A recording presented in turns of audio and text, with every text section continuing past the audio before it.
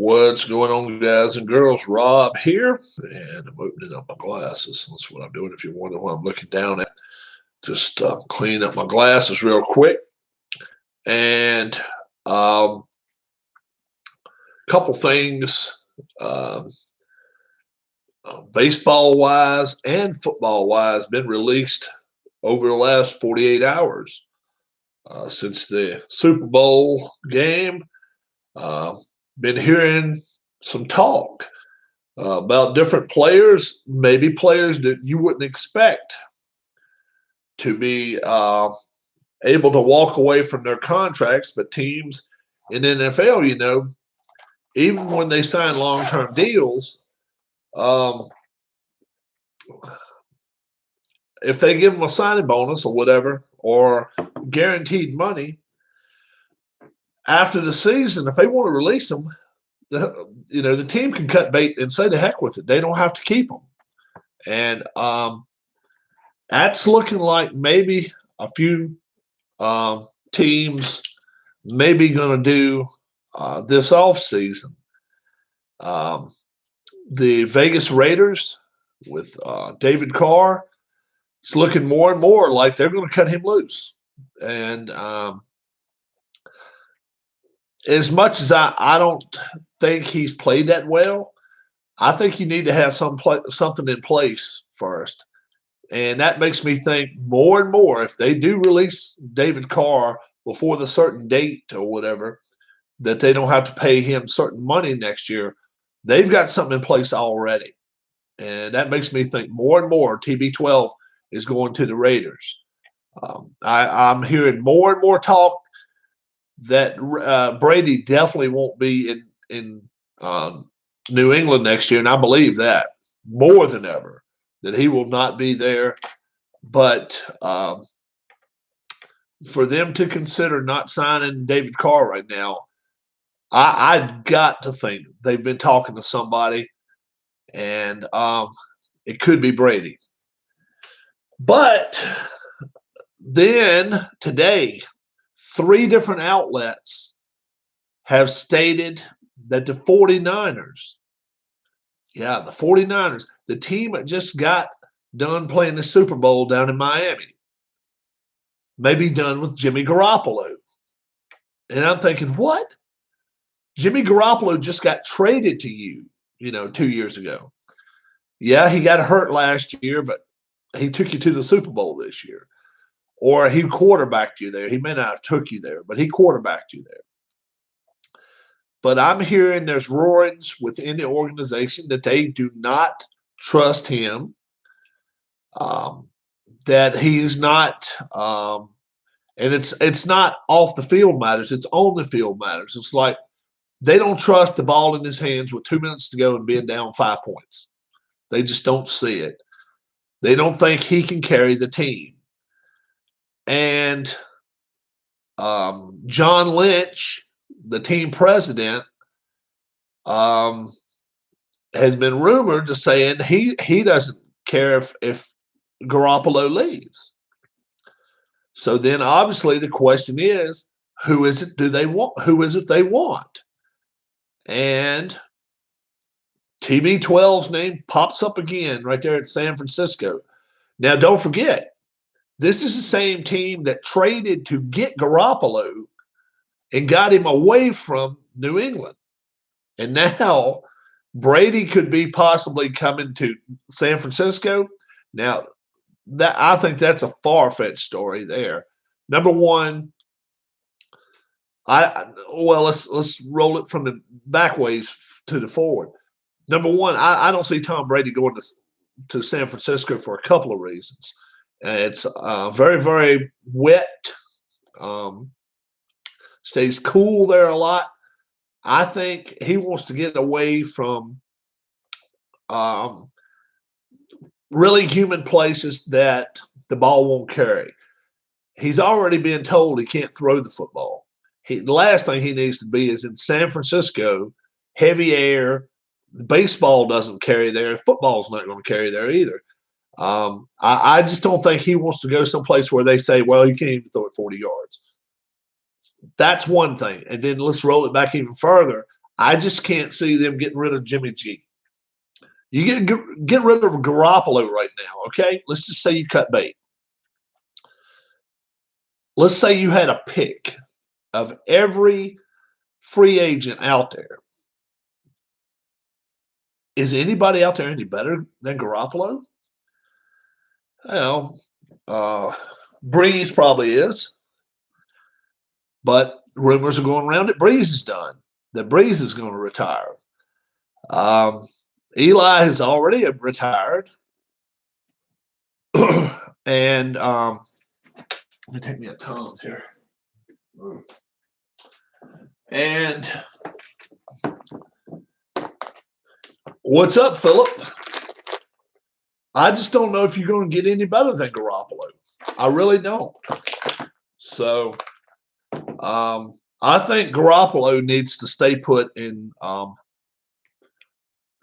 San Francisco. I think that's their best bet.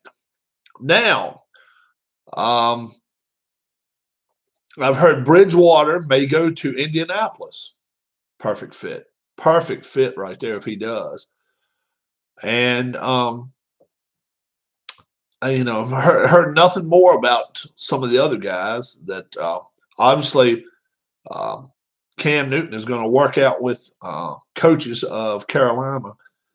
And we're going to see if he stays put there. Probably 50-50 chance there. Baseball. Nolan Arenado came out, and what was it, 4 days ago, 5 days ago, and says he's displeased. He is not happy. I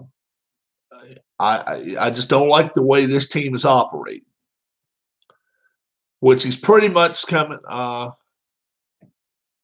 Okay, Marvin Lewis. So he got on with Herm Edwardson. Okay. But Nolan Arenado is not. He come out public. I'm not happy about the way they run this organization. You don't have but two ways you can go from there.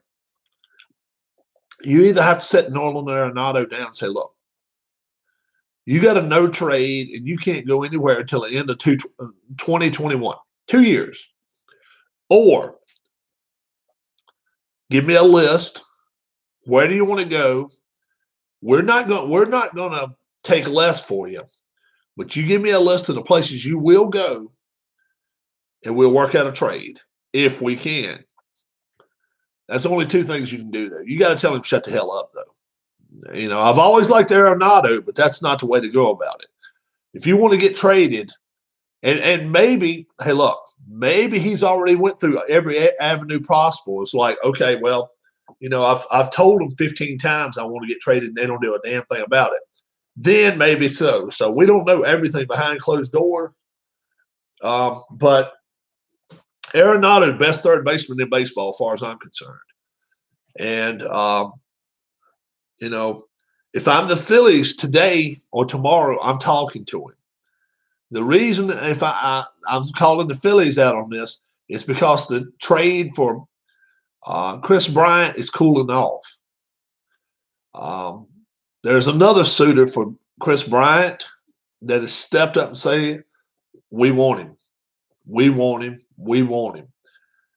And they probably are more equipped to get Bryant than the Phillies. And that is the New York Yankees. The Yankees are stepping up to the plate saying, look, we want Chris Bryant. They've got so many more pieces in their minor league system that if they want to get it done, they can. A little bit more on the payroll, they don't care. And, it's a matter of whether they can force the Cubs to pay part of his salary. Maybe, maybe not. I don't know. But, I look at Chris Bryant as being maybe an A-minus third baseman. I look at Arenado as being an A or A-plus third baseman. I would rather have Arenado any day of the week. Arenado hits for average. He hits home runs. He hits RBIs. He moves guys over, and he plays a good defense. If Philadelphia, wow, if they could by some chance, some miracle chance, trade Alec Bohm, they're the big third baseman in the minor leagues, and they're even their top pitcher in the minor leagues, and land Arenado, you look at that lineup. They go from right last year they're an 81 win team. Right now, I think they're an 87 win team, 86, 87 win team. They go to immediately a 91 win team, I think. I really think so. If they can get Arenado, they become second best in the NL East, hands down. Hands down. Arenado, you punch him in there at 4 or 5, wherever you throw him at, 3, 4, or 5. I realize Chris Bryant and Harper are just like that, but it's looking more and more now that the Chris Bryant to the Yankees is more and more looking a lot more plausible to me. Philip, our deal is payoff pitch baseball, right?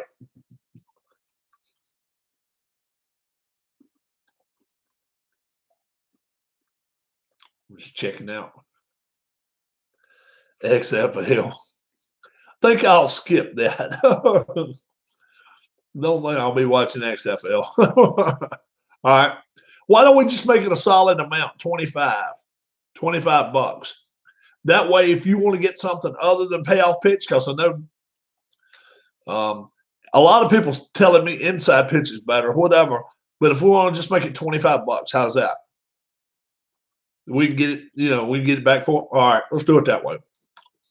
That way you can do what you want to with it. You want to go buy more teams, whatever, you can do it. But the Chris Bryant to the Yankees it's gathering more steam from everything I'm hearing right now. It makes sense for the Yankees to go after either one of these guys. Chris Bryant,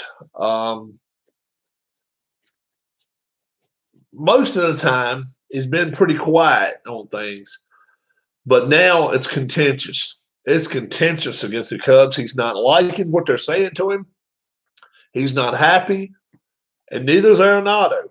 So you got to take the lesser of the two evils here. Both of these guys are showing their asses. Oh, yeah, I know how to do that too. Oh, yeah.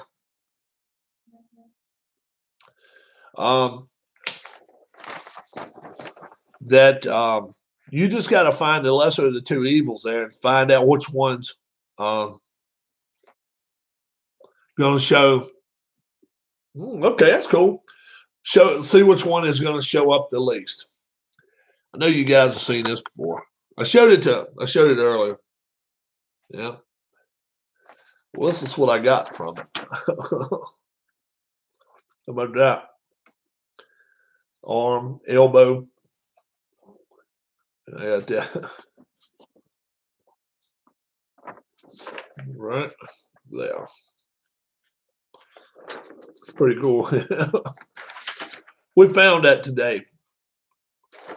I got it operated on 2 years ago? I fell in the ice.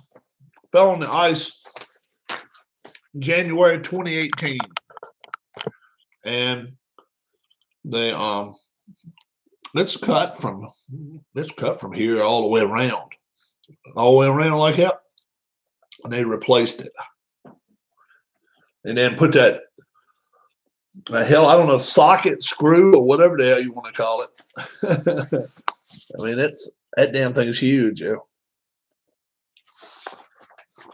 That's some different.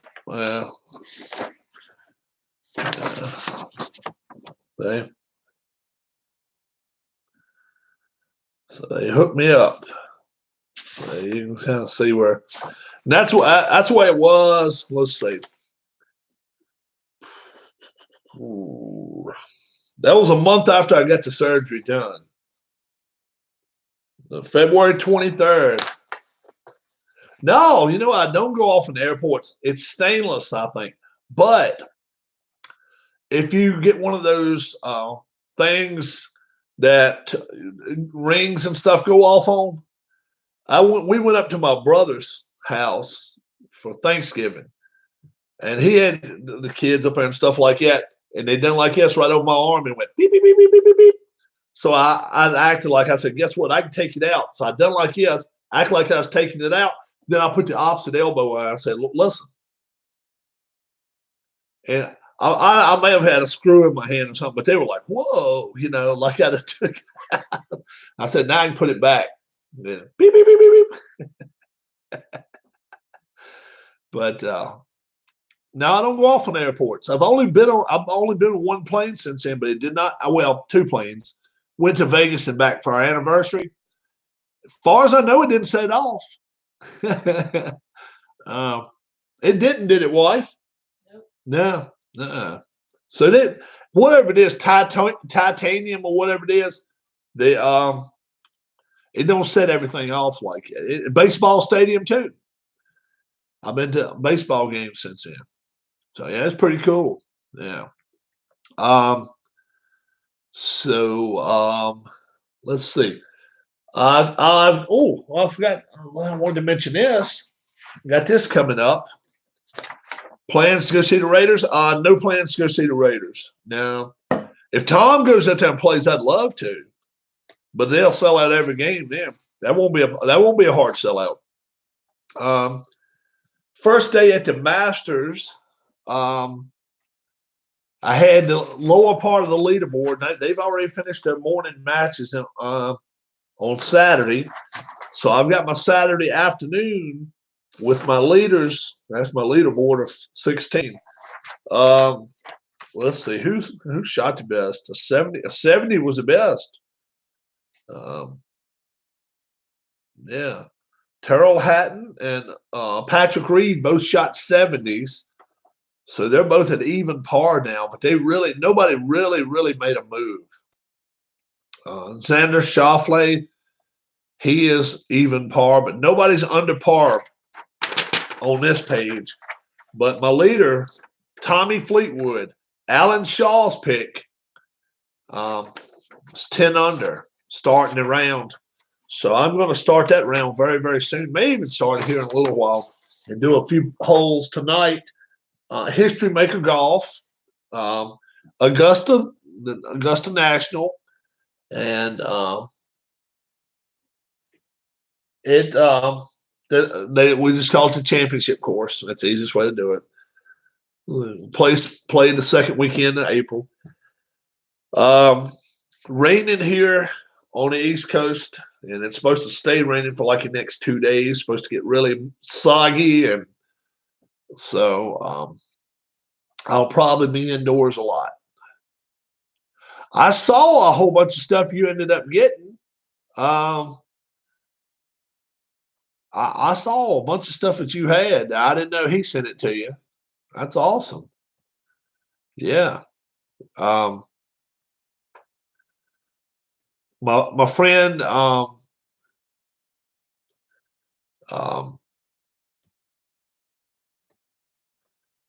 Sean, he's gonna put a picture of him. He's got a picture of himself on YouTube. I haven't been able to see him yet. I want to be able to see what he looks like. So I hope I'm able to very soon. So so you got a bunch of stuff. That's pretty cool. I got to go back and watch the video and see what everything you got. But I noticed you had some team packets and all, some strat stuff on it. And I didn't know if maybe it was some History Maker baseball or red, white, and blue racing. I didn't know what all you had in there, but it looks like your setup is, you know, getting increasing by the day. But you know, I put a little bit of a slowdown. My new strat should come next week. Oh, that's cool. I put a slowdown on my stuff for a while, so my next thing, I want to. I'm always wanting to get new wrestlers for my Legends of Wrestling, and they are, most time 15, $20 for me to get 10 or 12 of them. So I'm always looking for some of them to add on to my collection, and the more I get of them, oh, you got teams for your next part. That's awesome. That is really cool. I'll go back and watch it all. I watched part of it earlier. Um, no big trade, no big trade, but it's looking like Chris Bryant to the Phillies is cooling down. And can you guess where Chris Bryant could end up at?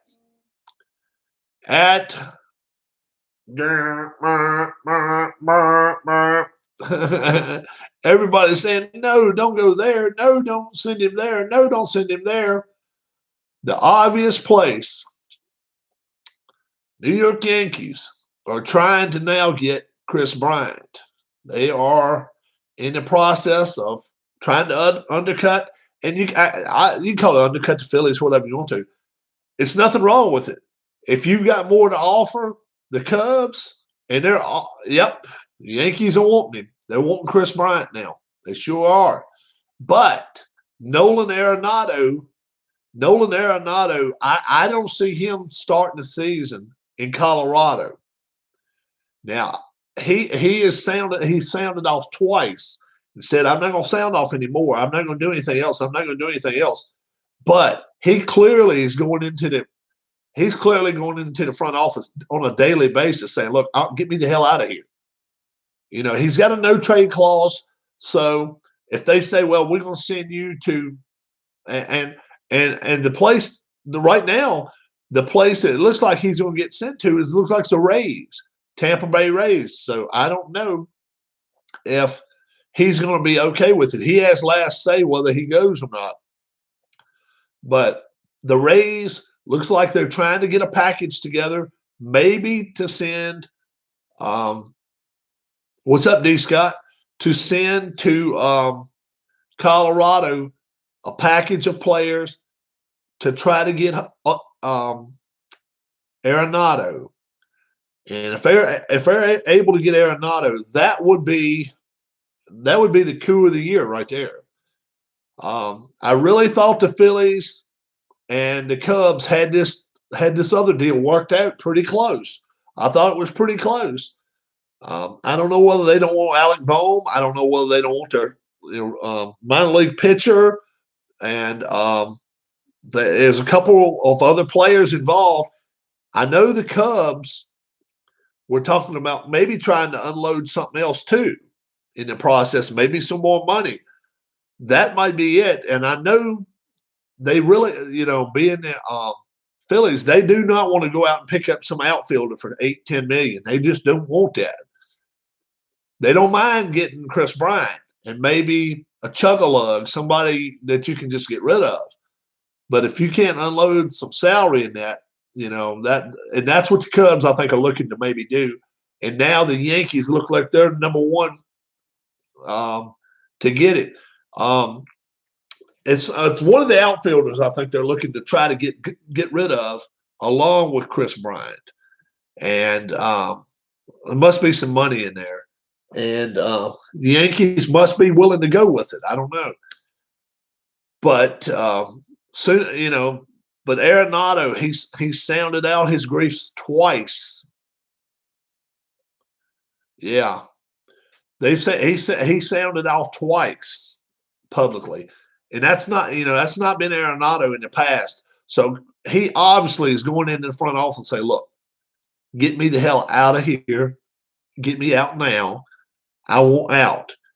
And it must be going in one end or out the other because he keeps coming out public with stuff. And after a while, that public stuff is going to get messy. All right. Then your value goes just like this. Then no team. Well, and the thing of this, that's when you really want to pick him up. It's when, oh man, guess what? He's gonna bury that team. Let's let him bury him first. And Colorado can't afford to have that. They cannot. Neris going to be the closer on opening day. Oh, wow. It better be him over what was that clown we went and seen pitch? Well, he was hurt when we went last year. Oh, geez. What was that guy's name?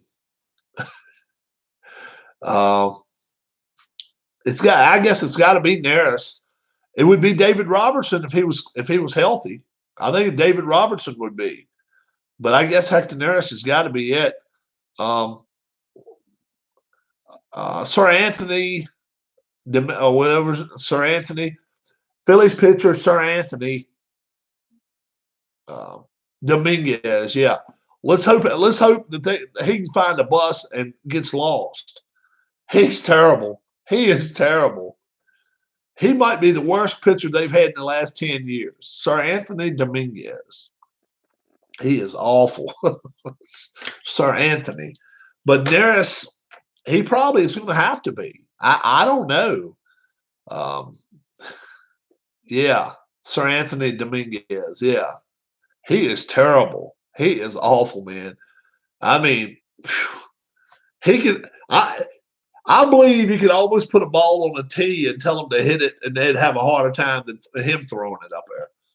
I mean, they teed off on him so much last year, and then who was the left-hander? Oh, geez, we went last May 5th, and we went to Jimmy Rollins' retirement and the ring ceremony. They gave out like rings of his Super Bowl. I mean, his World Series ring. He gave that one out to everybody. Now I got one back in the other room. But that pitcher, I mean, it was like a 12-10 games the way it finished. But the Phillies, 6th or 7th inning, had a 4-run lead. And they brought this guy in, Adam Morgan, too. Oh, my Lord. I think he threw 2 or 3 straight home run pitches. I mean, they booed him. We booed him off the field. I mean, they couldn't get him off the field quick enough. I was like, oh, my Lord. But Suarez? Adam Morgan's the one they booed, the left-hander. I don't know about Suarez. I don't know about him. Philly Suarez. Ranger Suarez. No, it won't him. No, it won't Ranger Suarez. No. It was at Adam Morgan. Adam Morgan. He was terrible. But Sir Anthony Dominguez, I wish they could find a place like in single A ball and let him pitch down there all you want. But Neris looks like maybe he's going to be the closer. I haven't heard anything about David Robertson, Philadelphia Phillies. I haven't heard anything about his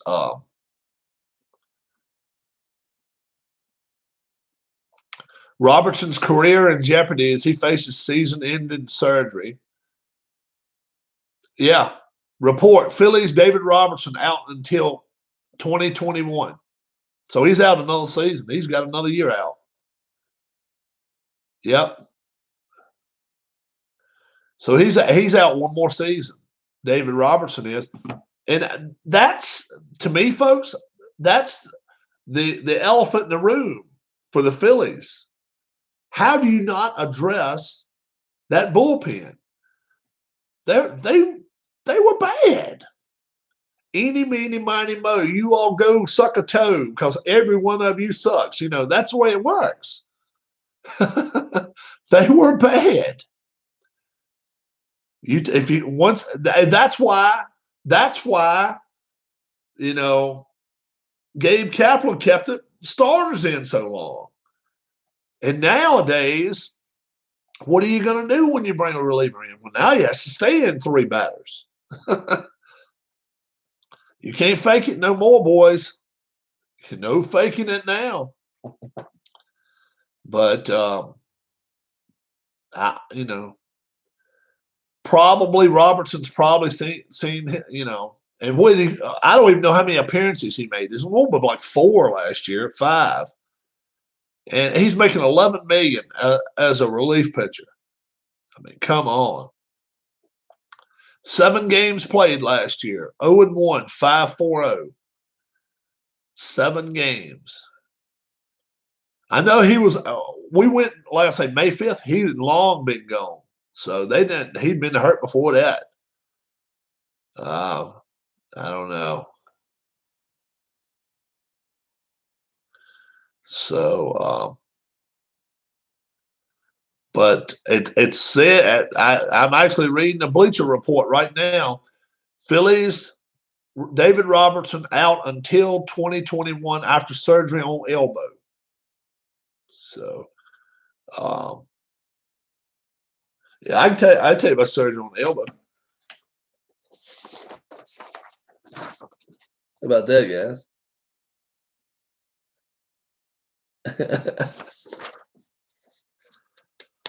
Right there. Yep. And it's going to be. I've had it in now for a little over 2 years, but it's. I don't think he had that. I think he had and I had something like a Tommy John because I had tendons from the lower end and the top end had to be reconnected too or whatever. But I don't have near the strength I had in it, granted. But I was, what the hell was 50? How old was I when I had it? Yeah, I was 50, about ready to turn 51 when I had my surgery. So I wasn't whatever the hell these guys are, 29, 30 years old. So, but who you think's better for the Phillies? Who's a better fit? Is it Chris Bryant or is it the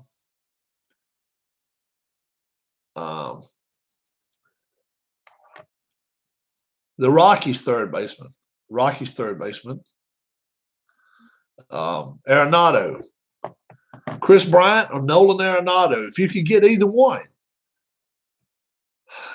who do you get? If you were the GM, Arenado, in a heartbeat, myself too. I agree with you. He's only 28. He's only 28 years old. He's up. He's making some money though. He's making some coin, but still, you got the best third baseman. You got the best third baseman in the National League East. Then Donaldson is gone. The kid from the Nationals, he's gone. Yeah, it's Rendon, that's his name. I just think if the Rockies are going to unload him, why not show them what you got and just say, look, we'll trade for him. And if you're going to become the Yankees, then you have to become the Yankees. And if you get to the All-Star break and you're not within 6 or 7 games, then you start selling and get some stuff for these guys. Sell some players. You got to do it. But they did last year. They did nothing. At mid-season they were what, 6.5 back. I think it was 6.5 back. They didn't go out and get nobody except some dinky-winky reliever that we'd never heard of. But they needed more than that. This is a season that the Phillies, if they're going to come for business, if they're within 5 games, 6 games at the All-Star break, if it takes grabbing a couple of starters, that's what they got to do. They just got to do it. They got to pull the trigger and roll with it. Arenado, if they can get rid of Arenado, and even if Bohm is one of the players gone, the third baseman, who, they say he's got attitude problems or whatever, but he still, he hit 27 home runs in limited action last year. He knocked the crap out of the ball. And one of your two top AAA pitchers, if that's what you got to do in order to get Arenado, you got to do it. And then you got to go in there and be like, look, you don't have to carry this team. All you got to do is just ride along the waves because, I mean, the weakness then is center field. That's it. With Adam Hazley, I mean, you got a team there that's capable of having 5 All-Stars. You got Gregorius. You'd have Arenado. You'd have Harper. You've got Reese Hoskins. You've got JT Realmuto. You got Andrew McCutcheon out in left field. He was knocking the cover off the ball until he got season-ending hurt last year. Hazley in center field. He played a good center field for him. He's not anything to write home about, but my goodness. And Gene Segura playing second base. Yeah, Gene Segura is more than capable of playing 140 games for you, 150 games for you, and he can hit 300. That's a heck of a lineup. That is one heck of a lineup if they're able to get Arenado. Chris Bryant would have been an exceptional add-on, but now it's looking more and more like Bryant is going to the Yankees. They're pushing for it. I don't know if it's a date in there that they've got to wait until or something like that, but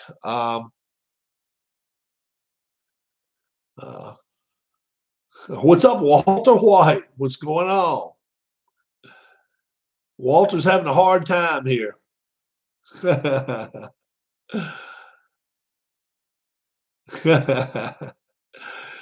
Ken caught something before I did. Okay, that's cool.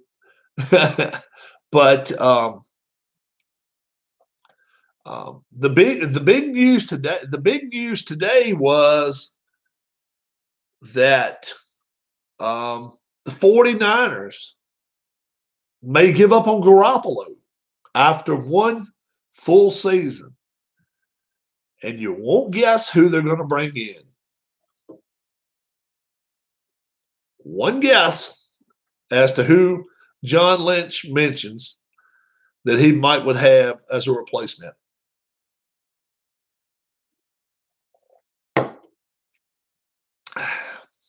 You can't spread these two guys apart. They're in love with one another. You got it.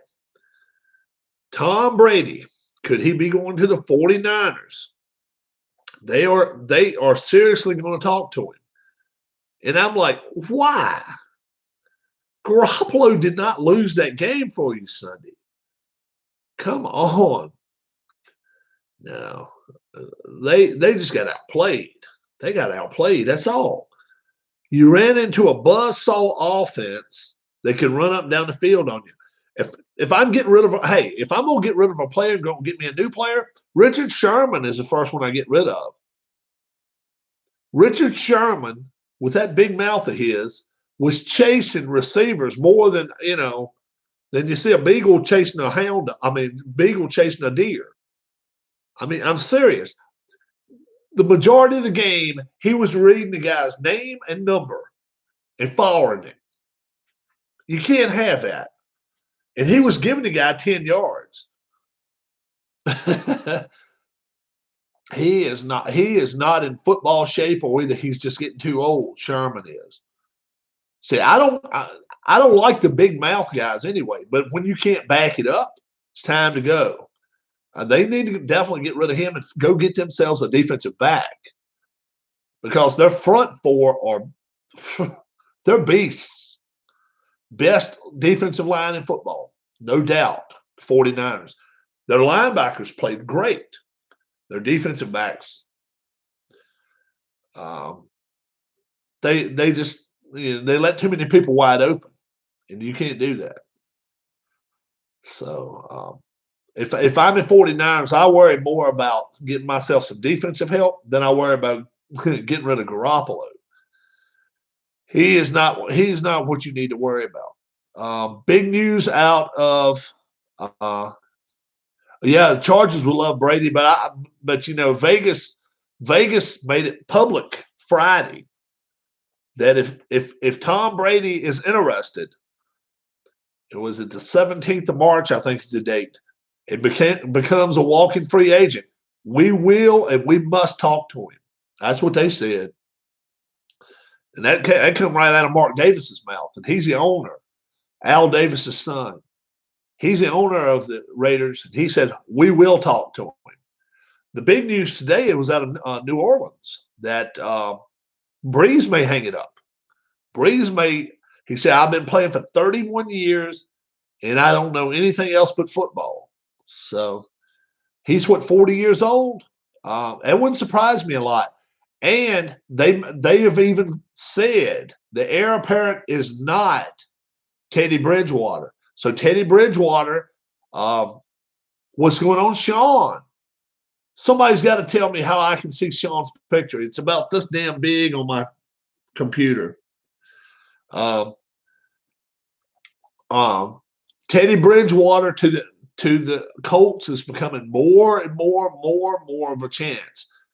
But Taysom Hill was a guy played wide receiver and different positions for the New Orleans Saints. They have said Taysom Hill will be our next quarterback. So if Breeze does indeed retire, which it's becoming more and more likely that he retires, Taysom Hill is going to be their quarterback next year, 2020. So that'll be interesting to see that. But the Jimmy Garoppolo news today, I mean, I've heard it from two sources that says Garoppolo may be out and they're going to bring Brady in. I'm like, oh. I just don't see that. I think you're taking a step back. And don't get me wrong, Brady in the right system is perfect. But you got a young team in the 49ers. You got yourself a quarterback that's 28 years old. He's just like a 24-year-old. I mean, hell, he just played his first full season. Give the guy some time. He played a great season. They're 13-3. You know, he's 21-7 as a starter, something like that. Anybody that wins 75% of their games is pretty good. Ask Eli Manning. He only won 50% of his. He's a Hall of Famer. So think about that. Now, granted, he won 2 Super Bowls. I know that too. A lot of people are going to say, but he won 2 Super Bowls. But yes, he still was a 500 quarterback his whole career.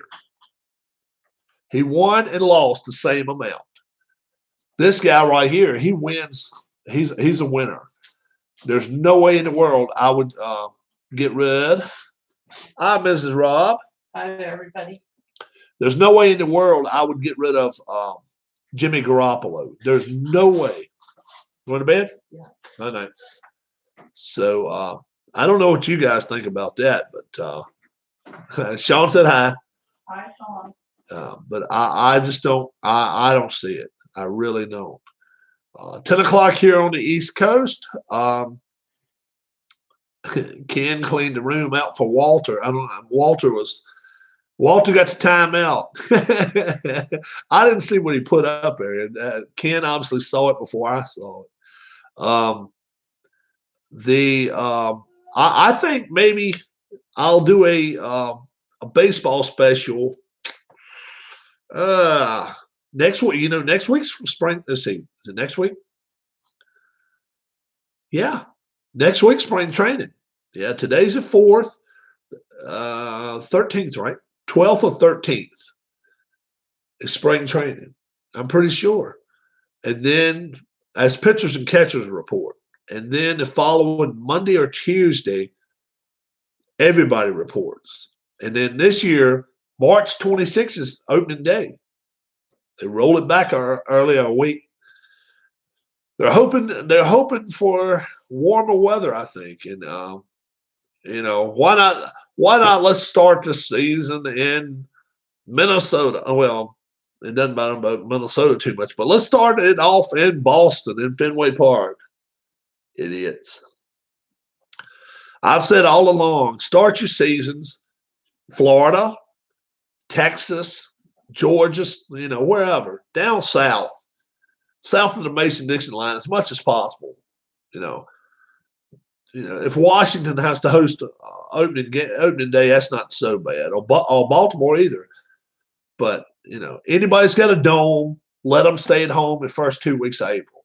That's what I say. Let them stay at home and have teams from up north come visit them, I think.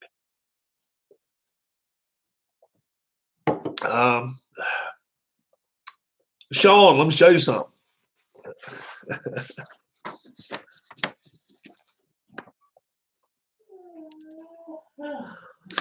Maybe it's supposed to be like that. I don't know what the hell. Yeah. Check it out.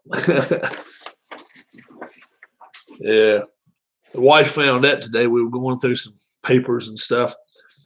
And found out X-ray of my arm. Pretty wild. Yeah. So dated the 23rd of February. So it was just 3 weeks after I got operated, almost a month. So pretty wild there, I guess. And I don't know whether that was good. They never did tell me whether that was good pictures or bad pictures. They just had me, sit there and take pictures of it, But let's see. After I finish this, the History Maker Golf. After I finish that, I think I'm going to actually pull NPNG Plus back out. And I think I'm going to play one of the two Cy Young Award winners from 2018 and play his season out. I don't know. Maybe the National League, maybe the American League. So let's see who the Cy Young Award winner. If it's a Red Sox, I don't think it was Sale, but if it is, I won't play him. Definitely not. 2018 Cy Young Award winners. DeGrom. That'd be interesting to play him, I guess, right? And Blake Snell. Was it Blake Snell? Yeah. Blake Snell and Jacob DeGrom. So I'll probably do a DeGrom. How about that? That should be interesting. Let's see what DeGrom's record was that year. Let's see. Doesn't say right here yet. I know he didn't have the 19 cards are out. Do 19. I'll have to print them all out though. I have to print all those damn things out. I'm actually going to get if I win my bet with Philip, I'll end up getting payoff pitch baseball. Then I'm getting 2019 payoff pitch. That's what I want to get. That's what I'll do then. But that's what I'll do. But this one I'll do 2018. He finished 10-9, 170. What do you think would happen if we play it in NPNG Plus? Do the Mets finish 10-9 with him? And like I say, I do not. If he played six and a third, I'm not going to pitch him 6 and a third if he's getting his ears beat off. But if they're winning, I may leave him in there 9 innings. Whatever way is working. But I'd love to be able to do 2019, but that's a lot of print too. Last time he ran me what $38, but man, you get every card in the deck, everything. It's crazy. But Bleacher Bums is actually trying to talk me into getting inside pitch. I've seen inside pitch. I like playoff. I think I like payoff pitch better. He won't get those numbers. in TT baseball.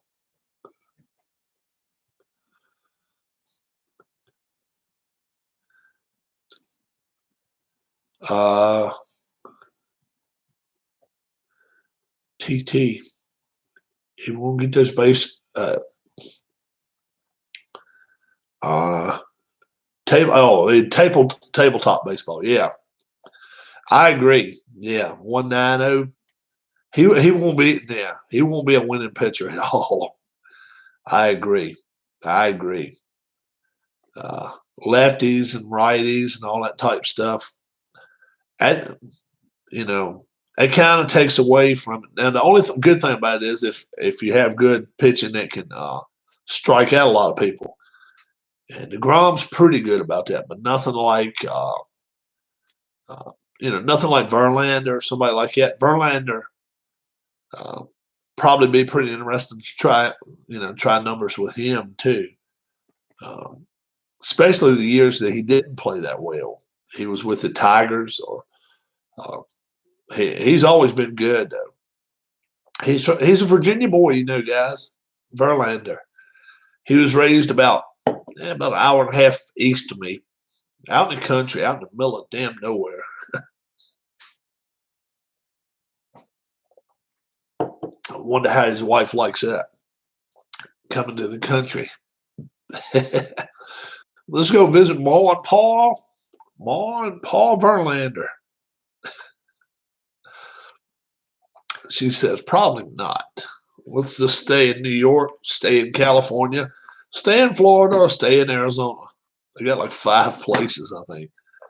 And then you got a place in Mexico, too. It's crazy. Crazy, crazy stuff.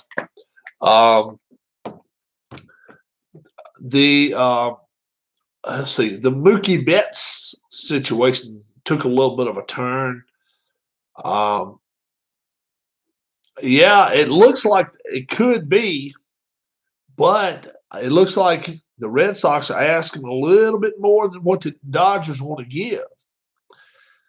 And if that ends up being the case, their alternate suitor obviously is the Padres. Yeah, I have a printer.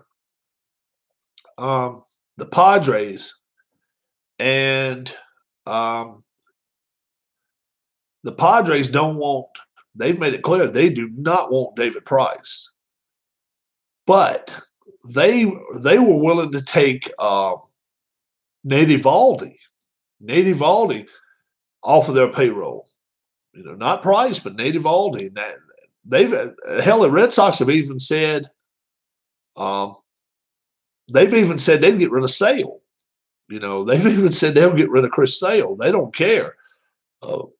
They want to be under payroll. They do not want the luxury tax.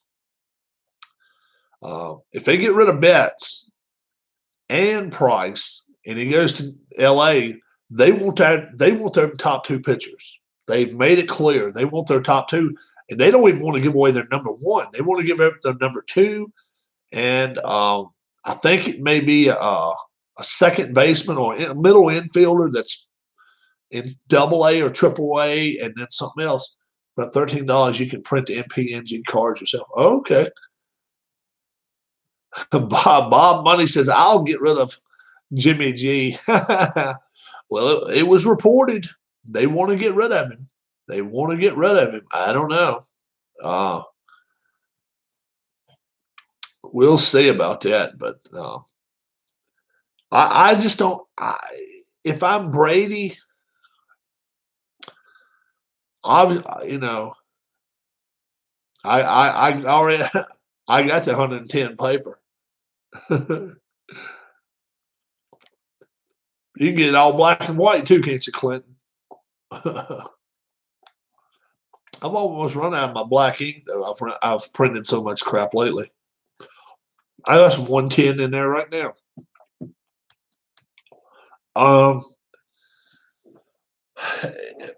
You know,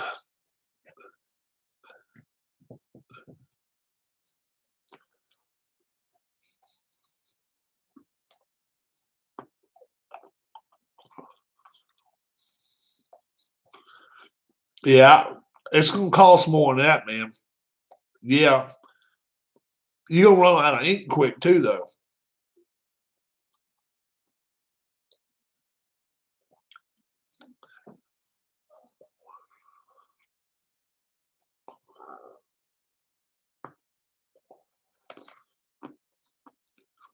You'll run through one ink cartridge.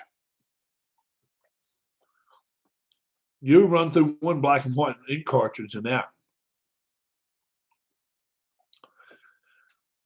You're almost as well to send it off.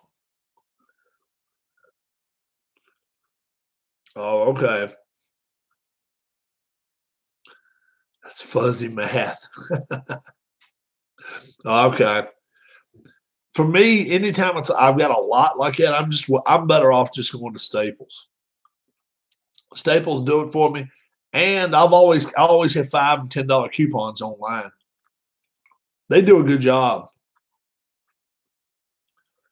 and they'll do it on it.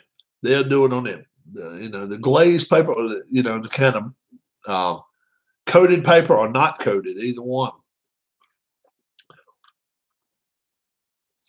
That's Clinton Park's math. AL rosters are 92 pages. NL is 87.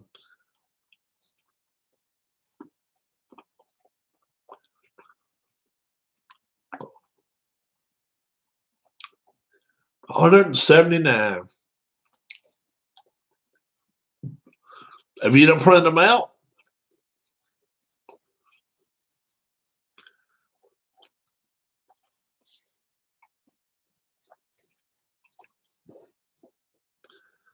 $179. That's a lot, man.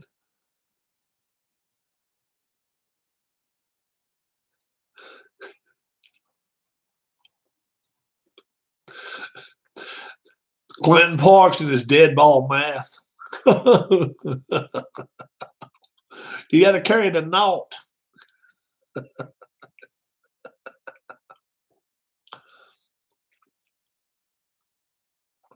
I'll make a complete mockery of 2019 baseball.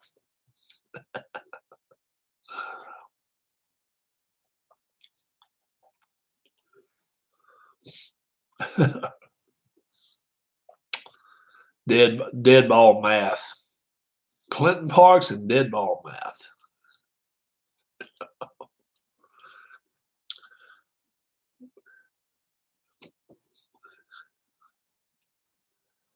$179 times 9. That's 1,200 players. Shit. No, it's more than that. That's 1,400. 1,500 players. No way.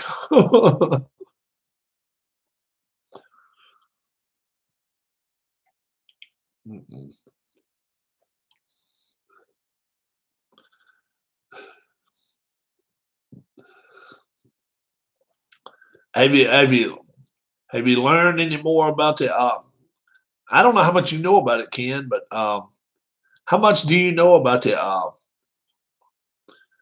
the those race cars modified?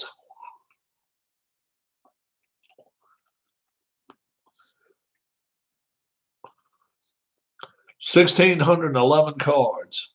That's a lot. 2 ink cartridges, 26 apiece.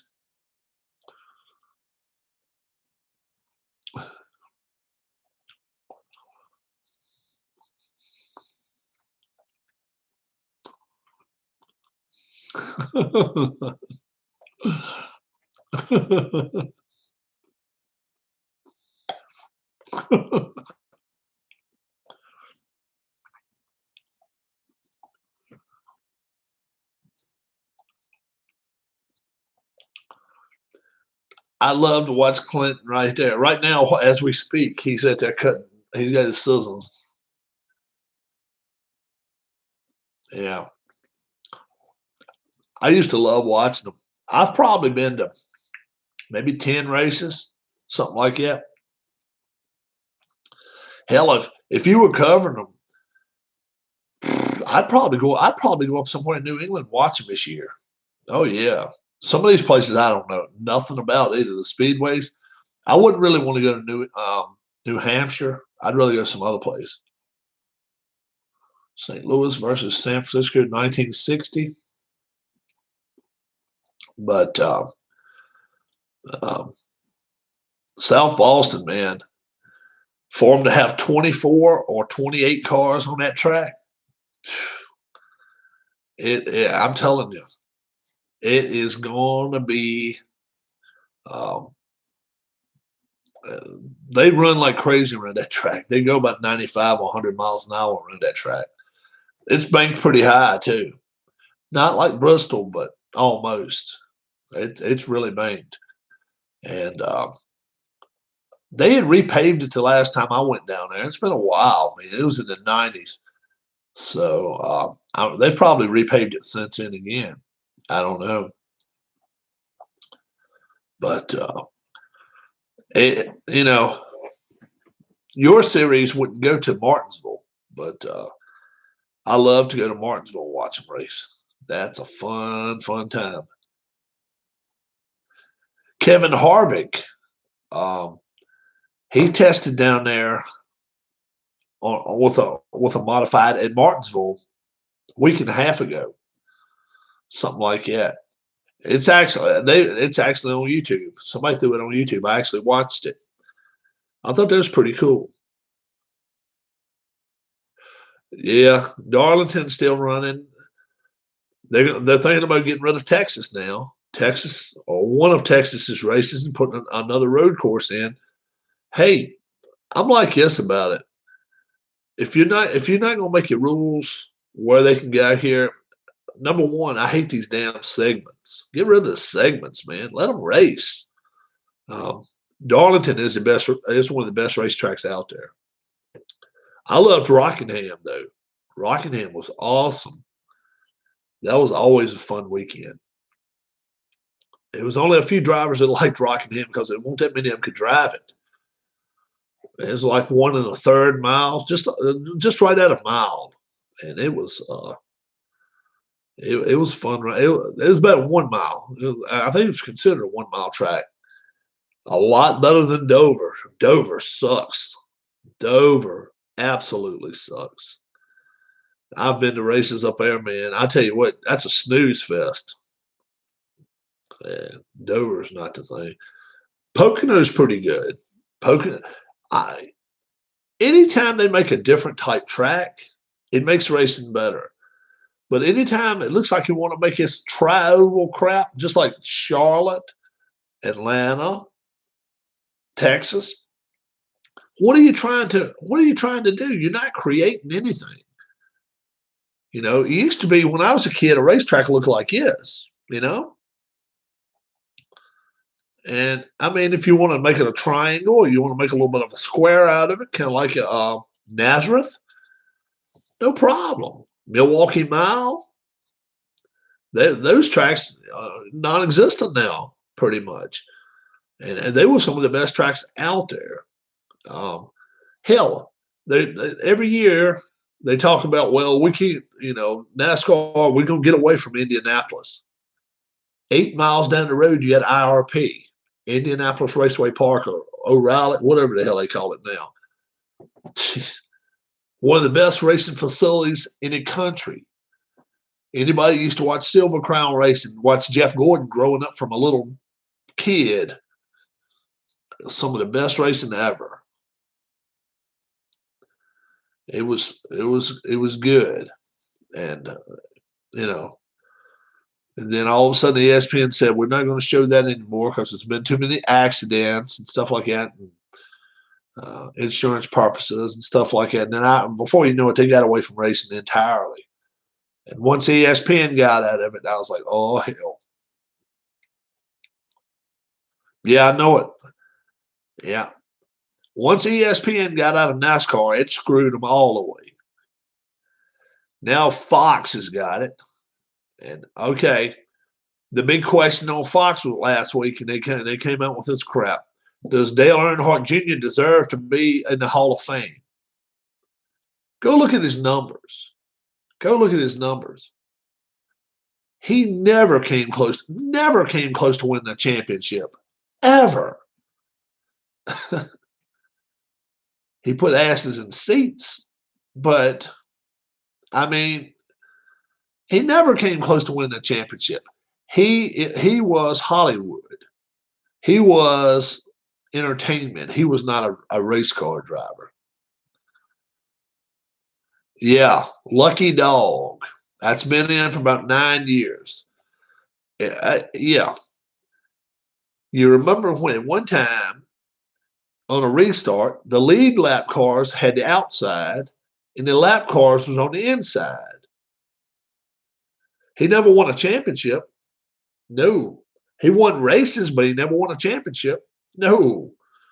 No. Never won a championship. I'm going to say he won like 20 races. May not have won that many. Let's see. Dale Earnhardt Jr. career numbers. He retired with 26 wins, okay? 26 wins. Let's see how many starts he had. But he never won a championship. No. 631 starts, 26 wins. Divide that deal up. And that shows you a percentage. He won about 4% of the time. 621 divided by 26.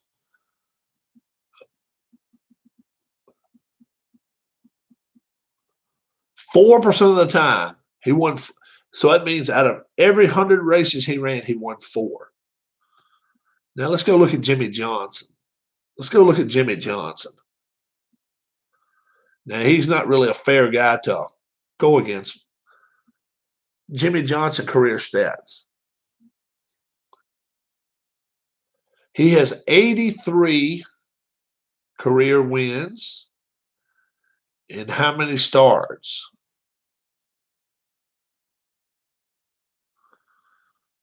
Let's see how many starts. 651. 651. So he's won over 10% of his races. Yep. 10% of his races he's won. Or over that. 83 divided by 651. 12.7%. So out of 100 races, now this is one of the best. Jimmy Johnson has won 12.7%. Where do you draw the line as to a Hall of Famer? I don't know.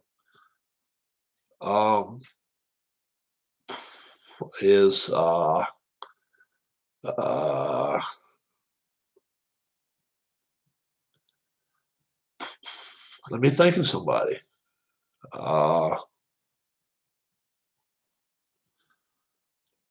And Mark Martin became a Hall of Famer. He never won a championship. He never won one. You know. That whoever is better stuff, you know, most popular should not make the best. That should not make you a champion. You know, he should have in the Hall of Fame. It should have something about Dale Earnhardt Jr. won 16 straight years most popular driver, 18 straight years, whatever, 16 I think. Consecutive years most popular driver. Put that in the Hall of Fame. I don't have a problem with that. But should he have a bust of his face? And I mean, no. And then you look at the tracks he won at. Okay, all right. Talladega, Daytona. That's over half of them. It's about 13 or 14 of them. It's a lot. That's a lot. And all you do there is just let it hang wide open all night long. Let it go. That's the way it works. Did he ever win the Brickyard? No. Did he win the Coke 600? I think maybe he did. But You know, he won Martin. I know he won Martinsville once. They went nuts down here that he won Martinsville one time. You know, he just, to me, he was more of a showman, and to me, he's not a Hall of Famer. Now I know I'm going to get ripped here. I'm going to get ripped on YouTube. You won't believe the people that I'll be getting comments from all night long tonight. I can't believe you said that about Dale Earnhardt Jr. But hey, look at the numbers. Just look at the damn numbers. You're either a Hall of Famer or you're not. Okay. I've said that. You know what? I've said this. I've said this about Cal Ripken Jr. Look, he had what, 6 great. He's played about 6 great years. But you look at the last 10 years of his career, okay? And, oh, yeah, he beat Lou Gehrig's record. Yeah, that's fine. Look at his numbers, okay? The last 5 years of his career, he barely batted 220. 220. You know, he deserves to be in the Hall of Fame just because he hit that many home runs. I'll admit that.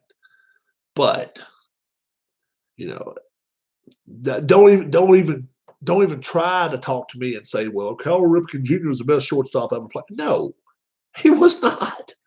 Cal Ripken Jr. is not in the top 10 all-time best shortstops. Top 10. Hell, Ozzie Smith. Ozzie Smith is one of the best ever.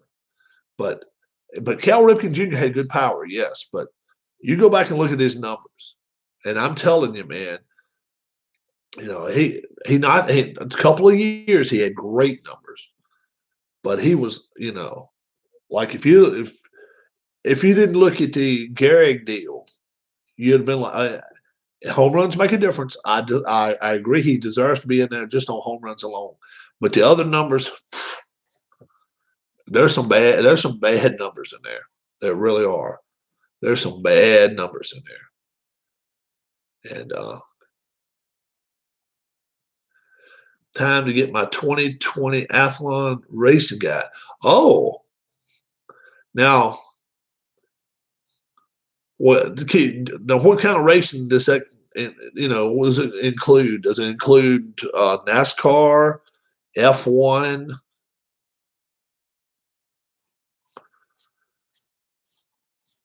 Mark Belanger. Mark Belanger played. I think you got to be able to hit something in order to be the Hall of Fame too, though. Street and Smith. Oh, NASCAR. Oh, okay. I've never heard of it. Athlon Racing Guide. You got to tell me where I get it. I read up on it some, but I don't really. I think probably the best shortstops I ever saw play, and you guys can agree with me. Belanger the stick. That I thought carried himself pretty well as shortstops. I thought Jimmy Rollins was a very good shortstop. I thought Ozzie Smith's the best shortstop I've ever seen. Ozzie Smith. Let's see, who else? David Concepcion. Maybe a lot of people didn't watch him play. I thought he was a real good shortstop. Dave Concepcion. He didn't never go out here and hit 25 home runs, but he was a good ball player. He really was. I thought he was anyway. Wow. Who else, guys? You see, I didn't really keep up with it in the 60s and earlier. I watched it when I was a kid and watched it growing up.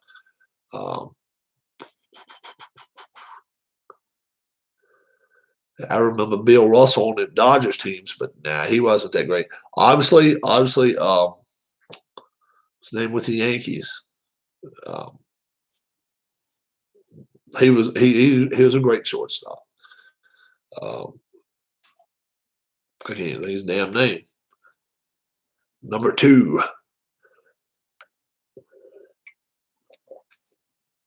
Not Kubek. The Yankees recently. I can't think his damn name. Ernie Banks.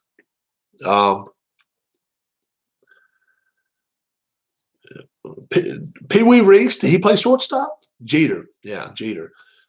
Did Pee Wee Reese play shortstop? See, that's how much I'm educated about way back there. Yes. Banks for sure. Um, no more. I don't think he played long enough. No more Garcia Power. He had a lot of good power, but I just don't think he played long enough. Um, and I'm a Red Sox fan. I'm a Red Sox fan. I don't know. I just you guys may say something that but I don't know. Is he a Hall of Famer though? Is he? And I don't even know where he stands on the Hall of Fame ballot right now. But so many, you know what? So many of these guys make a Hall of Fame nowadays, and I'm like, what the hell? Really? um, Marty Marion was a good one. Now much forgotten. Okay, well, no, let's see Marty Marion. Let's see some numbers here. Shortstop Marty Marion. All right. Played for the Cardinals and the Browns. 40-53. Let's see what he did. He later became a White Sox manager.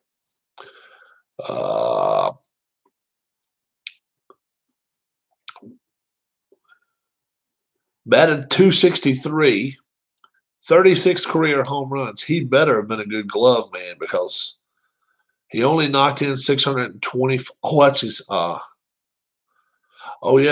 624 RBIs career, but 36 home runs.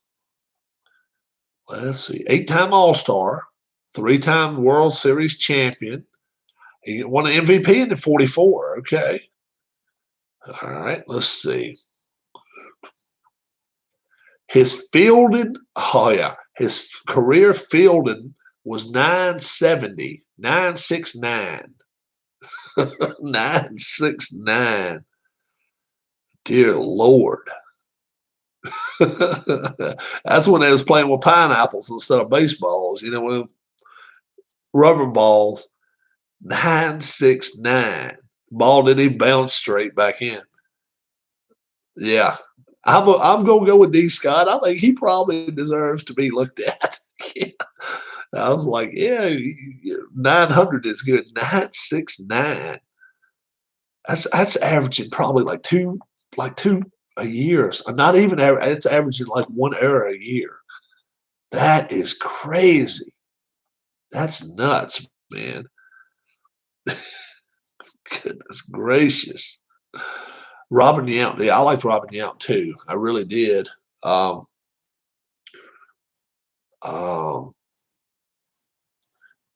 Dave Bancroft. Let's see what he's got on going. Marty Marion is up there. Dave Bancroft.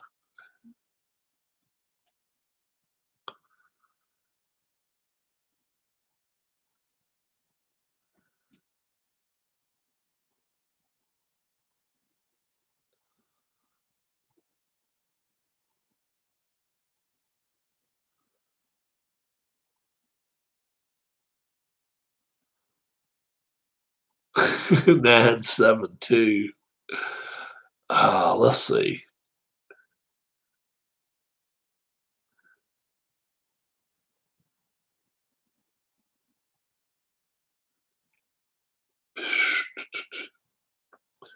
$18 seasons at shortstop. That's got to be way back there because now they hit the ball so much. Nobody gets 972. I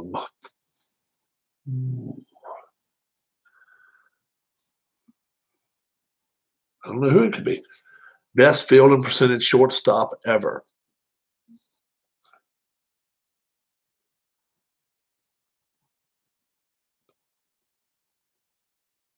He led the league in stolen bases, and the most he stole was 57 in one season.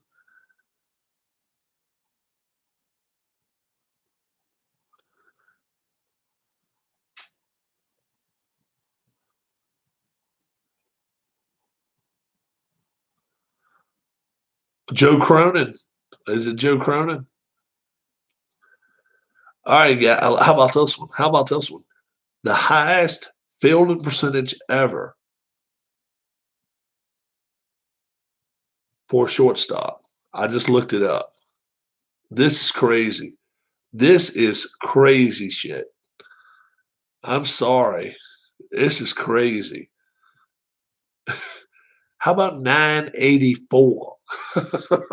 9847. The best ever. And if you'd have told me this about this person, I'd have told you crazy as hell. Anybody knew who it is without looking because I had to look. Admittedly, I looked.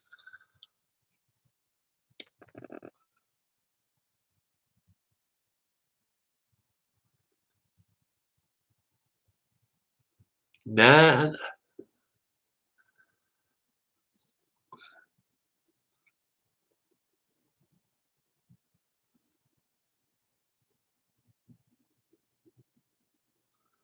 I'm looking at the top 50. Well, A-Rod won't even in the top 50 field and shortstops. Aparicio, let's see if he was up there. Most of these guys are newer guys, man.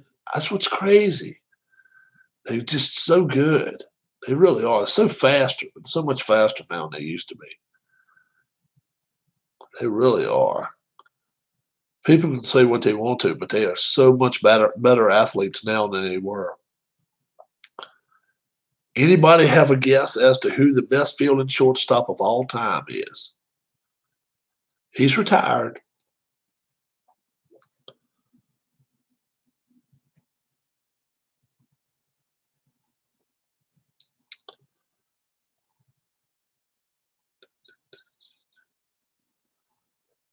Gloves keep getting bigger, but balls keep getting bigger, and they're hitting the ball harder. Think about that, D. Scott. You got to be thinking about the ball is made stronger than ever. You know, people with a dead ball. It is Viscale. It is Viscale. It is Viscale. It is. Freddie Galvis. Freddie Galvis, he used to be with the Phillies, has the second best all time, along with Troy Tulowitzki, second best defensive shortstops. Can you imagine that? Tulowitzki. Travis Jackson.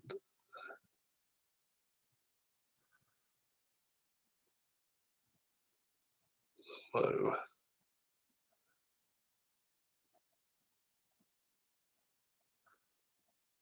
But I mean, so many names that are still playing in the top 50. And people can say, well, they got bigger gloves now. Well, yeah, but guess what? The guys are faster than they used to be. You got to get that ball out of the glove, and you still got to make it play. Uh, Granted, you don't have as many turf fields either.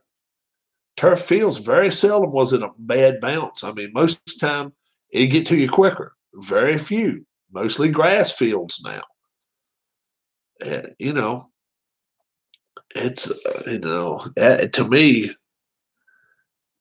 I look at some of these names, and I'm like, wow. That was Alex Gonzalez, not Alex Rodriguez. A-Rod's 32nd. Okay, 977. Yeah, the infields are manicured. There's no doubt about that. But they're still some of them. They keep the grass a little higher just because they know their team can run. They can bunt, stuff like that. You still got to throw them out. You still got to throw them out. And when the ball is that big and hard, it's some tough plays out there. Bordick is the seventh best. Rollins is fifth. Rollins is the fifth best. That's crazy. But Omar Vizquel played for 24 years. A bad hop got Tony Kubek. Classic World Series moment. Really?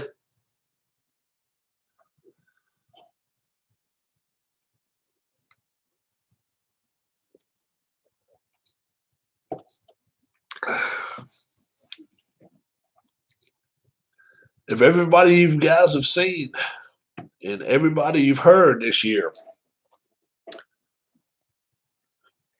who's your team to beat in the National League this year?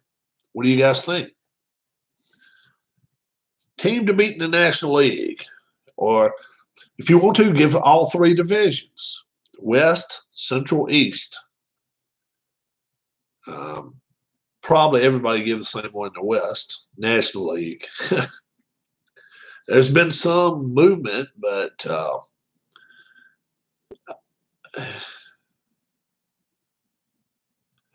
even though the Dodgers have their two, I like Cincinnati.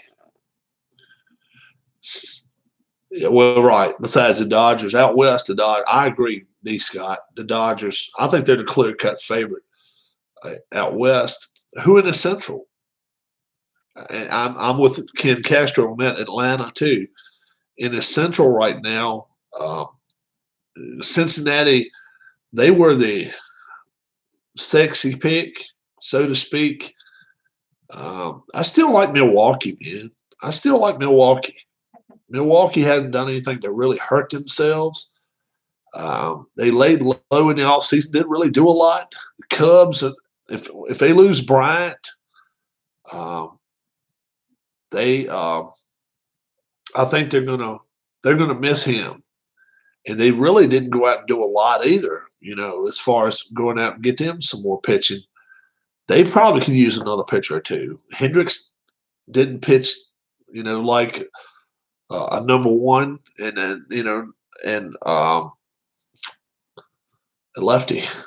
He didn't pitch very good and coming at the end of the year last year either. So I don't like the Cubs right now. Brewers usually do run out of pitching, but you know what? It's hard for me to sit here and pick the Reds. It really is. I just, I'm just like, what they're gonna run out of something, and I don't know what. But the Brewers have a good bullpen. Um, I don't know. I just, to me, I think the Brewers are the better team. St. Louis did nothing to help their cause. Otherwise, if they had went out and got one more outfielder or another pitcher, even they could probably use one more arm. I probably would have picked them, but the Braves don't. Let's not forget, the Nats won the World Series, but they didn't win their division. The Braves won the division last year. They won 97 games.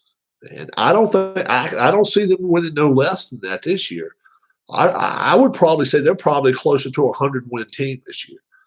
I think the Braves have done nothing to hurt themselves. Yes, you lose Josh Donaldson, but you have really, really the Reds, I don't know, just you like the Giants? Well, they lost some pitching though. I mean, even though it's an old man, they lose Baumgartner. I don't know. I think the Dodgers could win 100 games closing their eyes now. I really do. I think they have it so much easier. Arizona did the most of any other team in the West, I think. But did they do enough? And I don't think they probably did. I think the Dodgers win 100 games again. Giants, I think they're at best a third place team. Depending on what they're going to do with Arenado. Arenado, he my Lord, if they don't get a ransom, a king's ransom back for Nolan Arenado, they could be a 60-win team this year. They really could be that bad. I picked them last year to win the division, and they only won 71 games. But I think the Dodgers are head and shoulders above anybody other than the Braves. I think the Braves are the closest thing to them. I I like Milwaukee though. I really do. I like Milwaukee in the Central. In the East, if the Phillies can pull it off and get one of those two third basemen, and it's looking like they're not going to get either one of them now. Chris Bryant looks like he's going to the Yankees, and now it's looking like Arenado may end up going to the Rays. Well, if that happens, I look at that division and I'm thinking it's not going to change much. I still think that the Braves are the best team, and I think the Phillies move up a little bit. They were 81 and 81 last year. I think they probably get 2 or 3 games better, just because they went and got Wheeler and got Gregorius. They went out and picked up a couple of items there, but you don't go from 81 to 90 wins with those two. I mean, if you can go out and get one of those big third basemen, you might. But I think maybe right now they're an 85 win team. But I don't see where Washington's any better. I really don't. They won 87 games, 88 last year. They're not any better. What did they do to help their cause? And those 3 pitchers they got 200 more innings on those arms, and one of them's been surgically repaired twice.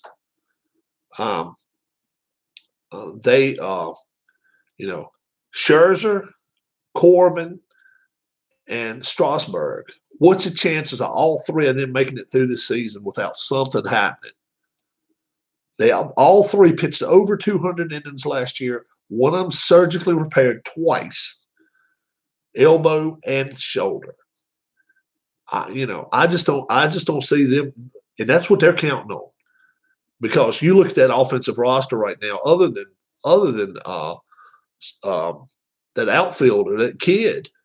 I mean, my Lord, when you face a Nats, you walk him every time, just like they used to do with Bonds. You walk him every time, and I think you can beat that team. I really do. You may win 1-0, but I think you can beat them.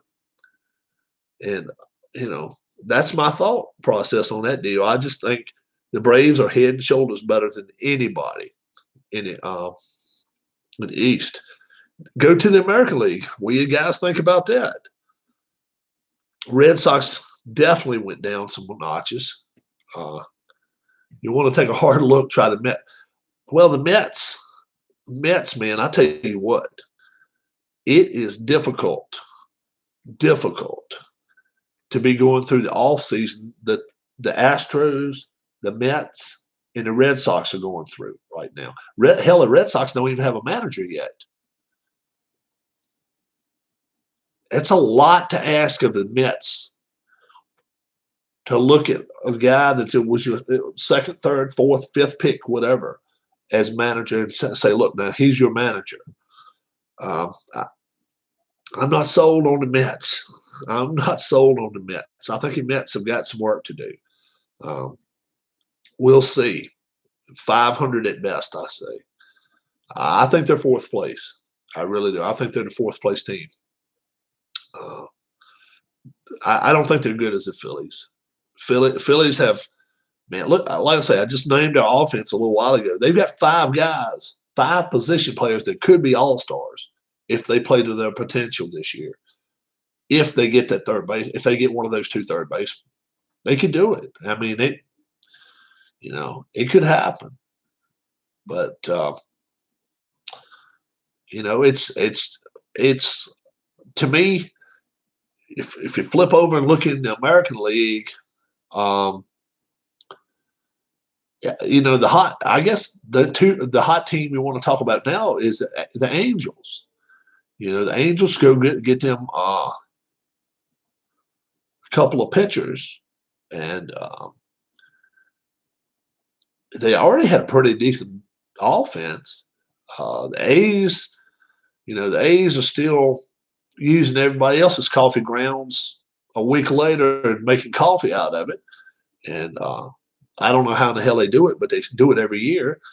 The Rangers, um, you know, we'll see what happens there. But like I say, with the Angels, though, they also get what that Rendon. Did they get Rendon? I think.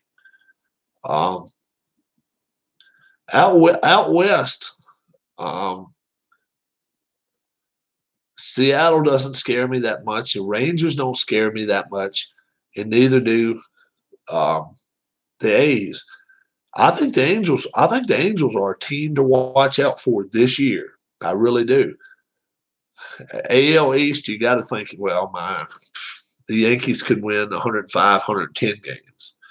The Red Sox are no better. Blue Jays, they went and got a couple of guys here late. Um, Blue Jays always show up for games, though. That's one thing I give them. They always show up, but they're not gonna win the division. Baltimore is still the bottom of the division, and Tampa's a tough team. They're just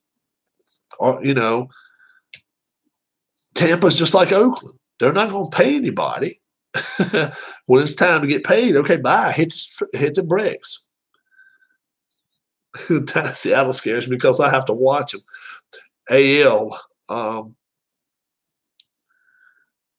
in the Central, well, yeah, the White Sox, you got to like the White Sox a better team now. Cleveland did nothing to help themselves. I mean, totally nothing. Not Milwaukee, Minnesota, they kept their pitcher. And who else did they get? They got another pitcher, too. They got two pitchers, but they kept one of them. That's all. Let's see. Minnesota Twins free agent acquisitions.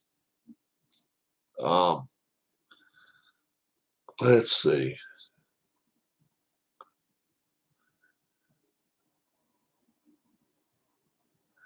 Yeah, you like the White Sox? I like the White Sox pretty good.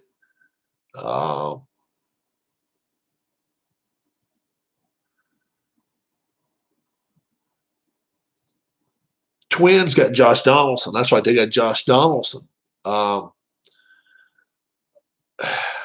you know what? Don't go to sleep on the Twins. Don't go to sleep on the Twins. White Sox. Last year the White Sox and the Reds both were the sexy picks. I think even uh, when we were talking on ID Jester's channel, I think three of us picked the Reds to win the Central. I think everything's going to have to go right for both of those teams to win their divisions. I really do. I like Milwaukee in the Central and National League,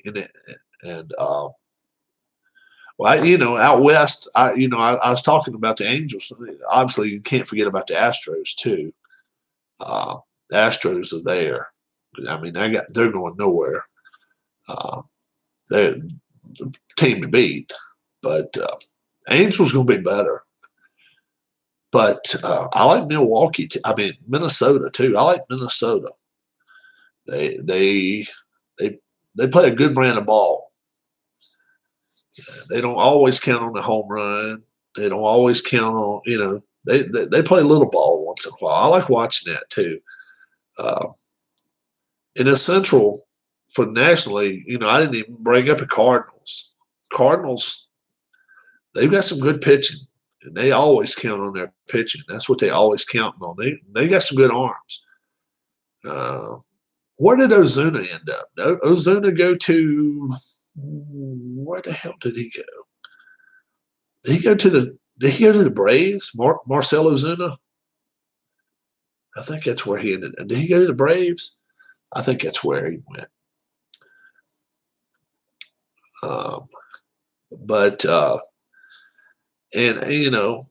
I'd heard a lot of people say they didn't like Ozuna anyway, but he can, when he puts bat to ball, things happen. But I don't know if he's anybody's answer for outfield position. Looked more obvious to me if he would have went to an American League team. But I think Marcell Ozuna ended up in Atlanta. I think he did. I'm not sure about that. It was pretty interesting that the Cardinals was pretty much, they didn't even think about, or for a while weren't talking about re-signing him. So it's getting to be 11 o'clock on the East Coast. Yeah, Ken, anytime you want to give me a holler on my phone, you can text me. Atma Brian, check out his channel. Atma Brian and me are a lot alike. I get up 7 something every morning, and I flip it on, and Atma Brian has already posted something. I guess he pre-records his games. 2 hours on one ball game. But Atma Brian, you do a great job. He does it. So I don't know who sings this song for you. Take me out to the ball game. It's your wife or who it is, but they do a good job. And he always has a background of who's playing who. I enjoy that, and I like a little scoreboard. I like his scoreboard. It's pretty cool. So Atma Brian, you do a great job. My all-star how many innings? My all-star race for my red, white, and blue YouTube racing league is probably going to be another few weeks. I said it was going to be after the Super Bowl, and it's going to be a little later than that. I'm still playing my History Maker Golf, and History Maker Golf doesn't draw a lot of people. I'm sorry, folks. A lot of people like to talk about, well, I like History Maker Golf. It doesn't draw a lot of folks to watch. My red, white, blue racing draws a lot more, but I enjoy playing History Maker Golf, I think, more than red, white, blue racing, believe it or not. I really do. I've got the final 31 players right here that made the cut, and now I'm down to the 16 on Saturday afternoon, and we'll see how they do. 18 holes.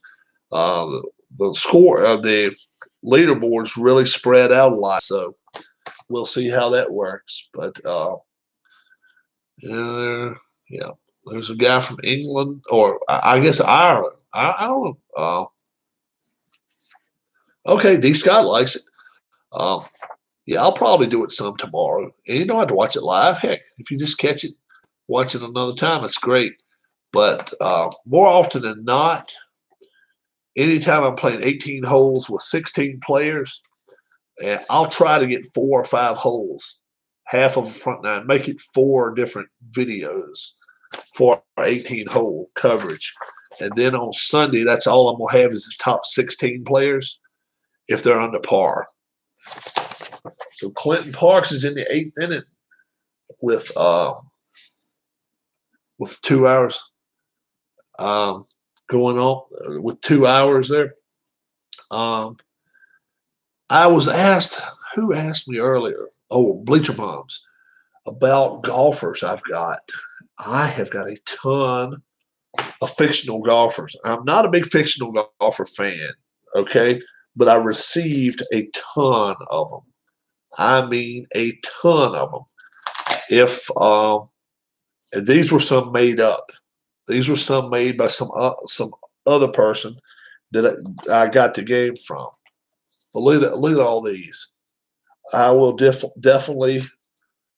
I'll definitely print some out and send them to some people if you've got History Maker Golf and you would like to have some what do you call them? Not real golfers, But then I've got some celebrity golfers. I've got a little bit of everything. But these were fictional. That's the word I'm looking for. But I've got a ton of fictional golfers in here. Luckily, I don't have my card in here. One of the Earls. Yeah, the Earl up in Buffalo. I guess he's around Buffalo area. He's always got a Buffalo. He always gets the Buffalo Sabres. Always has a Sabres type flag in there. Yeah, he's big into that. Tenacious. Tabletop Earl, isn't he Oklahoma? Yeah, I think Tabletop's Oklahoma. He's kind of a lean guy, and you know you'll see him standing up. Well, both of them stand up, and play a lot of stuff, but I think the one you're talking about maybe Buffalo. I feel Steve's.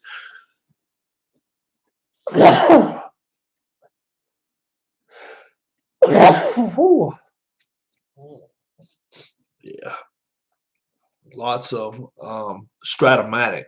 Yeah, yeah. Tabletop Earl, he plays a lot of baseball. Yeah, Oklahoma. Yeah, right. And then Strat, Delaware. I don't know. At one time, they were talking about all three. I thought they were going to talk about sharing the channel, but I guess that didn't happen. Chris, I just heard something about that. Not easy playing without my music. And what type of music does Clinton Parks listen to? Everybody. I'm gonna say Clinton Parks he likes J-Lo. Deep beat. J-Lo music. She's just Jenny on the block. I played in Earl's first tournament in Oklahoma 2 years ago. Oh, really? That's cool. I played what is called house music. Oh, Clinton sings his own music. Is Clinton a rapper?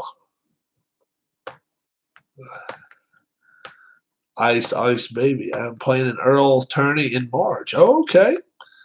Flew there, got stranded in Newark on way back. Asked KC about my music. Ken, how about Clinton's music? Deep house music. I like it. Man, there's a lot of different people I like to listen to. I like Bonnie Raitt. I like, oh man, I like a lot of country music. Outhouse music. Not deep house music. Outhouse music. D. Scott likes the outhouse music. Oh yeah. How about the after the Super Bowl they had the masked singer. One of them is Gronk. Try a channel called Gentleman Music. Okay. Gentleman Music. Electro Swing.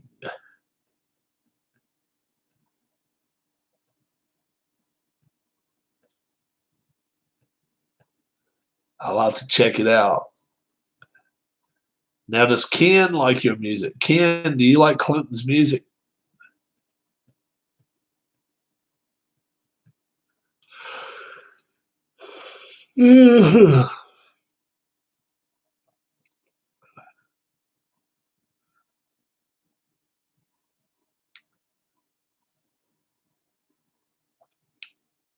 Epic music. When you play your war games, you hear it all the time. You know what? I don't have any war games to play.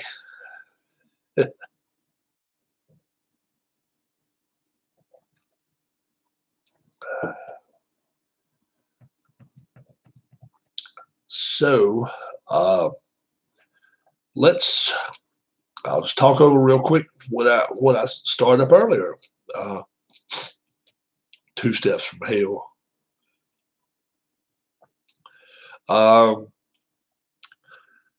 Could Brady be going to the 49ers?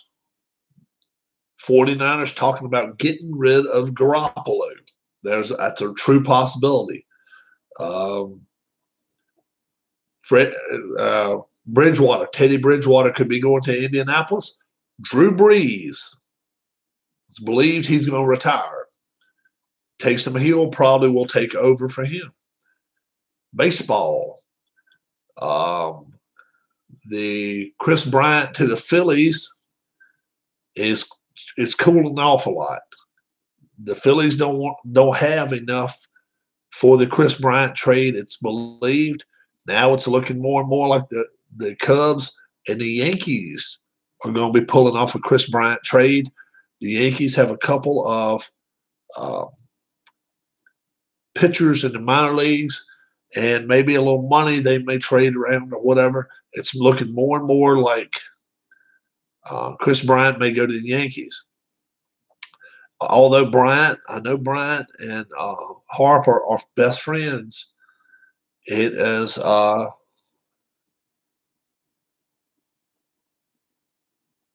you're all the same age, all three of you. Well, that's cool. I know me and a couple of the guys on here are pretty close. I know Tabletop Chris, Tabletop Delaware, he's a little younger than I am. Yeah. Me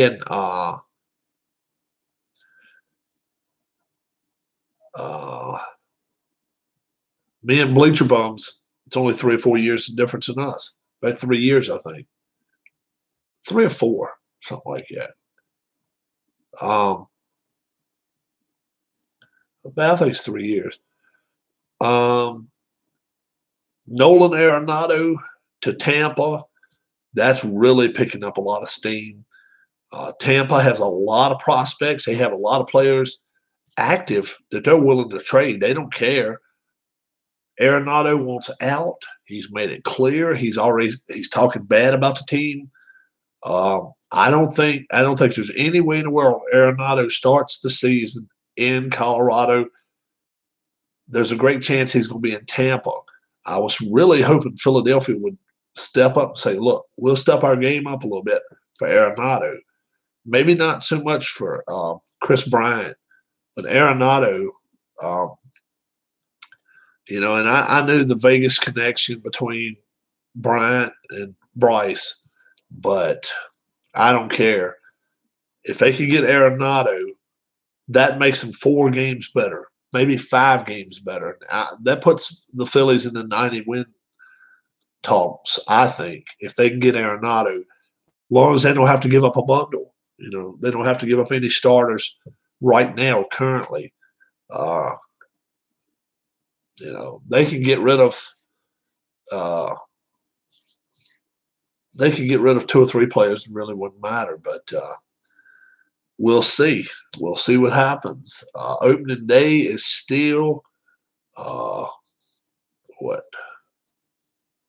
49 days away, something like that. 50, maybe it's, let's see. 4/29 is 25 and 26. 51 days away. 51 days away. March 26th, opening day this year. So by April, they've already played 4 or 5 games. That's going to be pretty cool. So I will start this tomorrow. I hope to have a few of you in here to watch it. If you get bored of watching it, tell me though, okay? If this right here gets boring, just say, "Look, Rob, I'm tired of watching your golf." But yeah, just I've got a Saturday evening group, then I got a Sunday morning group, and then a Sunday afternoon. Oh, actually, I'm not going to play a Sunday morning group. I'm just going to play the Sunday afternoon group. So 2 more pages is all I've got.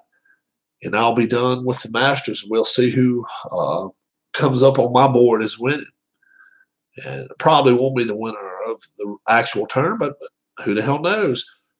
Alan Shaw picked Tommy Fleetwood. Tommy Fleetwood is winning right now after 2 rounds. Still 36 holes for him to play, though. So we'll see what happens. There's some good golfers on his butt. So I think it's going to be fun to watch. I hope it will be. I'm relatively new at the game, but I can run through it pretty quick. I don't know how much fun it is to watch. And if it's not any fun, please come down here and say, look, Rob, I'd much rather watch you play baseball, wrestling, boxing, whatever.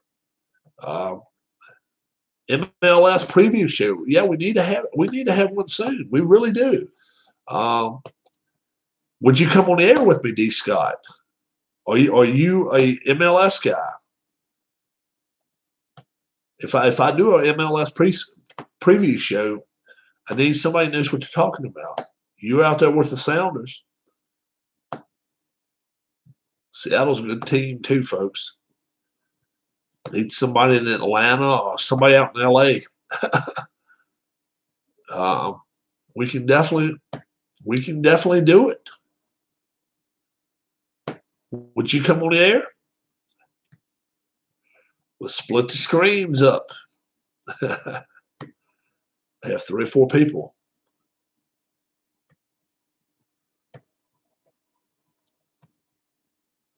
Put Ken Castro out here. He knows his soccer.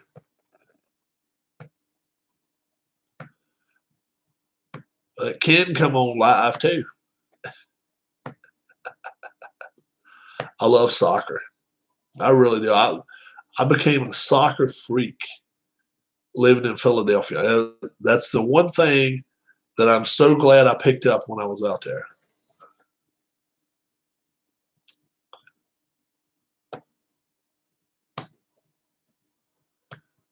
Clinton Parks is a Revs fan. I have no camera. We have to get D. Scott a camera out there. Ken Castro, you would watch a MLS preview show? We'll do it. We will do it. I just need, I need somebody to come on with me. We got to have somebody talk to me about it. ID Jester is not going to do it. ID Jester is not a soccer fan. I gotta have somebody. If I'm gonna do a show on it, we gotta have somebody that's gonna watch it. And they're not just gonna watch me talk about soccer. You gotta have some of you cats on here with me. At least one, maybe 2 other people. We can talk about it. And yeah. Hey, would you come on live, Ken? Split screen, Rob, Ken. I'm telling you, I'd leave the majority of talking up to Ken if he knows it. He covered it. He knows it. We can talk about VAR. You guys know what VAR is and how well that's liked or hated, depending on your point of view. Loan outs, which is crazy the way they do that stuff, and loan players out, even if they're paying them millions of dollars. Yeah.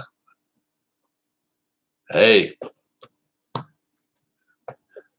what do you think about VAR, Scott? D. Scott? Tell us about VAR, what you think about it. For me, I like VAR. Just whoever the hell's in charge of it, I don't think they know what the hell they're doing. They don't know what, to me, it looks like a bunch of clowns must be doing it. I don't know. Bring Beckham in the booth, He'd draw a crowd too if they let him go, even from London, New York, LA, wherever. Be like, okay, let some of these former players look at and decide. That's what I think should happen. But I like the idea, but it's a work in progress for sure. Yeah, VAR is a work in progress. Sure looks like they're trying. It looks like they're trying to do everything in the world to help Liverpool win the EPL this year. But yeah, and after this project, and after my have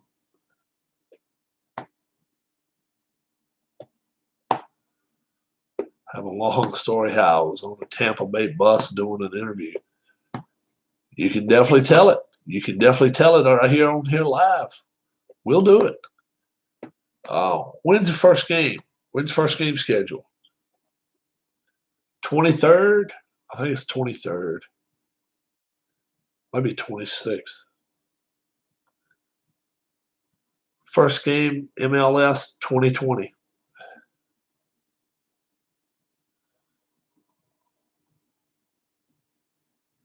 So Nashville and Miami picks up teams. I thought it was February. February 29th. One day earlier. All the way through October 4th.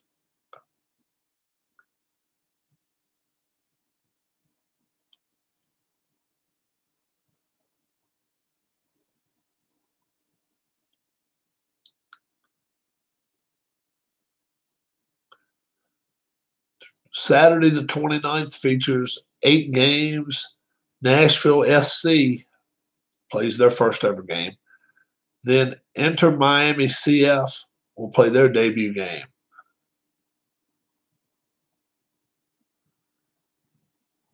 Yeah.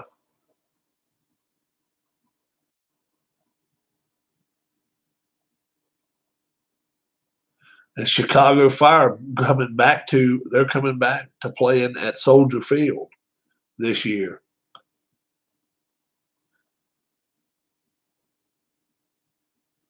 Right here it says opening weekend the 29th.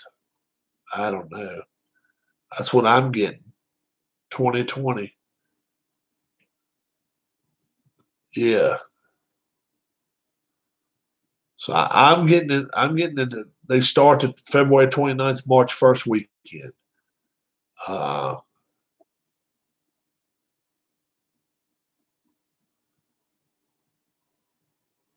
Sounders and Toronto FC, July 18th. Let's see.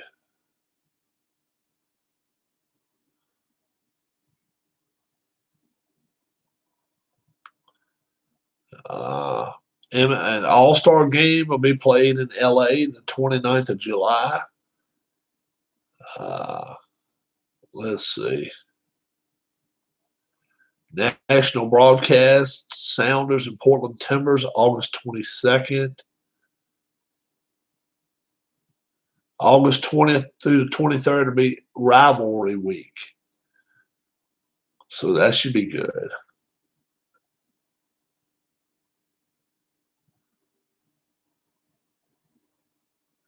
Should be good. ABC, Fox, and Univision is going to show 46 games. ESPN is going to show 31. 10 broadcasts. Oh, well, ABC. And let's see. FS1, 28 games. Yeah. So, yeah.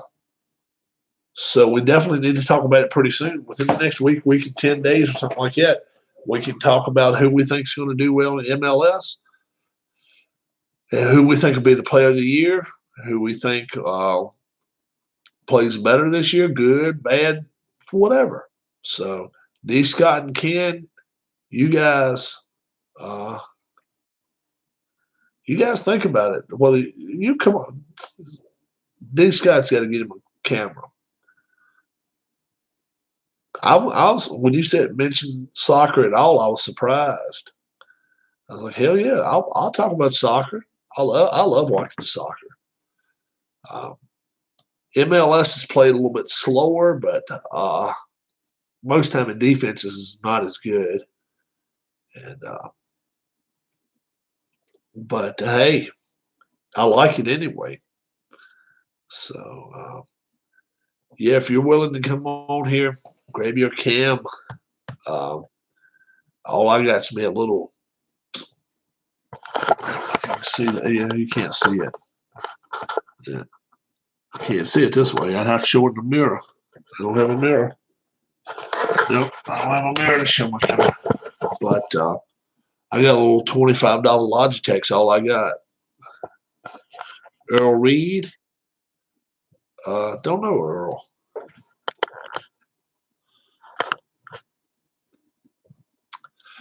Ken, nowhere near the world-class Euro guys. I can only imagine covering it 25, 30 years ago, 40 years ago with, well, hell, 50 now, I guess, with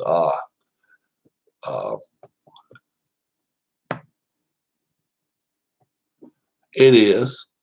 It is. MLS is not even taken seriously because you don't have anybody that plays MLS that's capable of playing over in Europe now. But hey, it's go to a double-A baseball game. You still get good, decent pitching, and if you can hit, you can hit.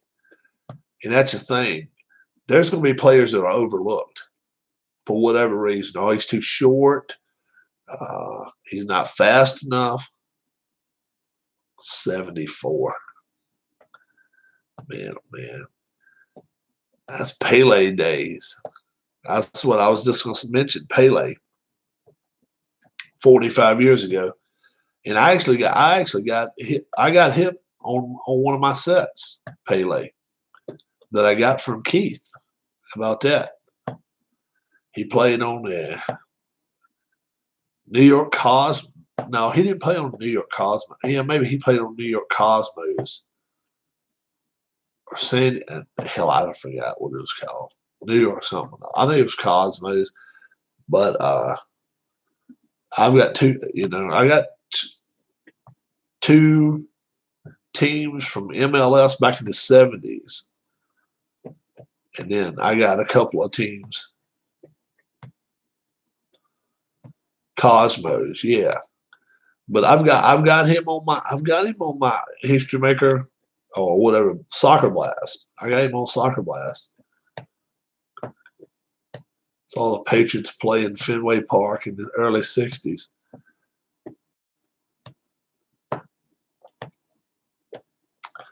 Now every year you see a college bowl game played in Fenway Park every year.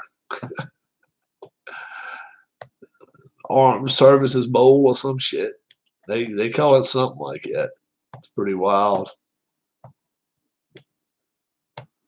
But it's funny that they always have some kind of bowl game playing in Fenway Park. I'm like, wow. It's crazy. I was 5 or 6, Ken said. That's awesome. That is awesome right there. That was cool. That is cool. Who was a quarterback back then? Tony Eason. A little bit before Tony Eason's time.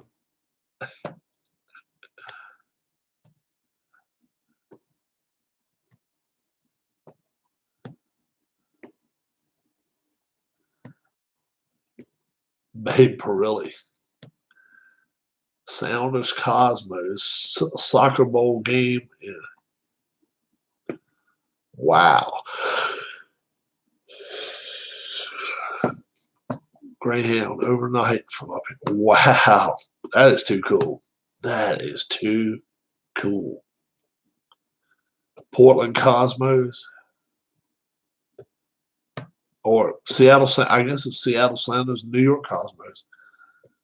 I can name most of that team. Wow. And I guess you're talking about the Patriots. That's awesome. Yeah. Well, I'll tell you what, guys, I've held you up here all night long. It's already 11:30. My wife's already went to bed, 45 minutes ago. I think I'm going to go to bed, too.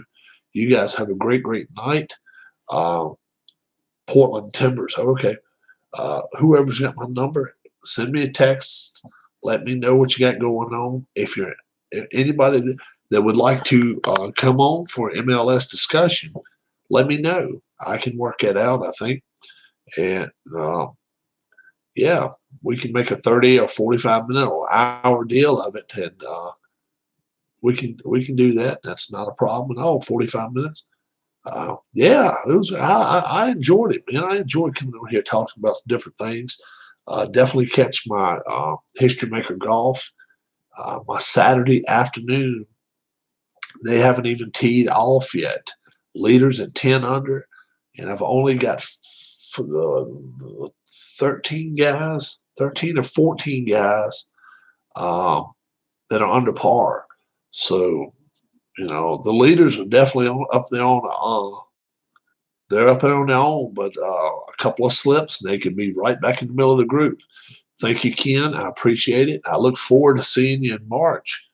I may have the house to myself that weekend. If I do, uh, yeah, we can ride down South Boston 4 times if you want to. I can go down there and show you the place.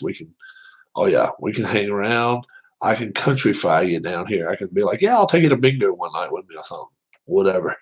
We can do whatever though. I mean, but yeah, come down here, drink a beer on the porch.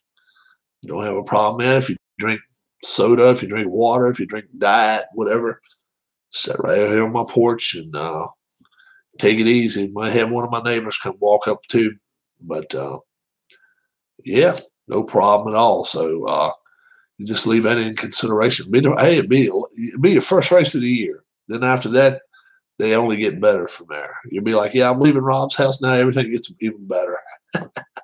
So you guys take it easy. Thanks so much. If you haven't subscribed, hit that subscribe button.